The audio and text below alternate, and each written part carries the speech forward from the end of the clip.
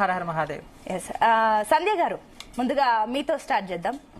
అయితే మీకు ముందు నుంచే అఘోరి తెలుసు, మీకు పరిచయం కాబట్టి ఏ రకంగా మీకు పరిచయం?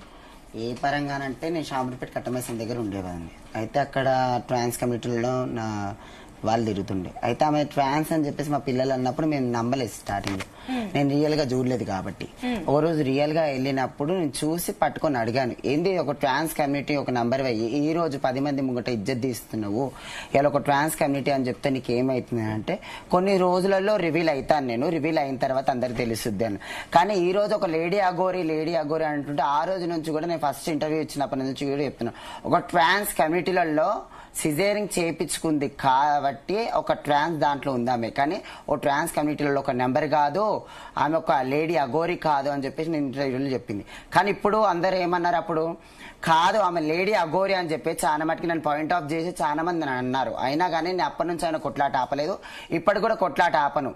కానీ ఇప్పుడైతే సనాతన ధర్మం అయితే కాపాడుకుంటా అని చెప్పేసి మాట్లాడిందో, సనాతన ధర్మం అంటే మన కట్టుకి మన బొట్టుకు ఒక విలువకి మనకు ఆత్మకు ఉన్నంత ఉన్నది. కానీ ఈ రోజు ఒక సనాతన ధర్మం అని అంటే ఒక ఆడపిల్ల జీవితాన్ని నాశనం చేసేది కాదు, ఇవాళ ఆడపిల్లల జీవితాలతో ఆడుకుంటూ ఇలా అంతా చేసింది.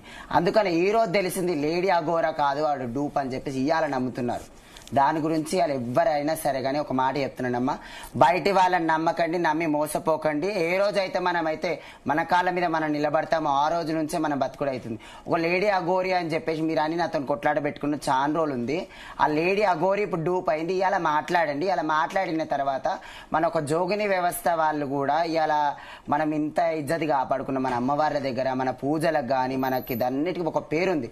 కానీ ఈ పూజలు అది ఇదని మన దేవుళ్ళని ఇలా బదనాం చేసుకుంటే 10 మంది కూడా చిన్న చూపు అవుతాడు చేసింది చూడు, ఆ గోరిని ఏం చేస్తారో ఇవాళ మాట్లాడదాం మనం.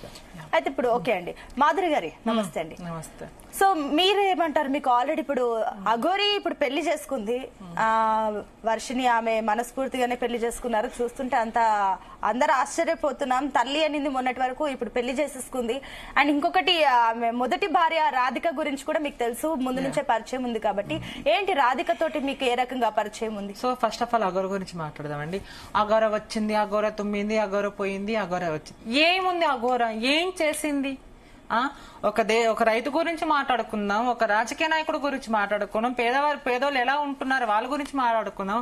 ఒక అఘోరి ఒక సనాతన ధర్మం పేరు ఒకటి పెట్టుకొని వచ్చి మాట్లాడుతూ, గతంలో కూడా నేను ఆమె 7 నెలల నుంచి వీడియోలో వస్తుంది, నేను కూడా అప్పటి నుంచి నేను మాట్లాడుతూనే ఉన్నా, ఎవరు నమ్మకండి నమ్మకండి నమ్మకండి అని చాలా మంది మా ట్రాన్స్ కమ్యూనిటీ వాళ్ళు కొంతమంది నన్ను చాలా కించపరిచారు. అఘోరితో పెట్టుకుంటున్నాం, అఘోరిని చేతబడి చేస్తున్నావు, నువ్వు కమ్యూనిటీకి చెడ్డ పేరు తెస్తున్నావు మాధురి అని. ఇంకా చాలా మంది సోషల్ మీడియాలో ఉన్న ప్రియా చౌదరి మేడం గారు నమస్తే, గతంలో మీరు నాకు ఇట్లా చిటికేసి కూడా మీరు నాతో సవాల్ చేశారు, నిరూపించు నా అమ్మాయే ట్రాన్స్జెండర్ కాదు అని. నేను అప్పుడు కూడా ట్రాన్స్జెండర్ అని అన్ని ప్రూఫ్ చూపించాను.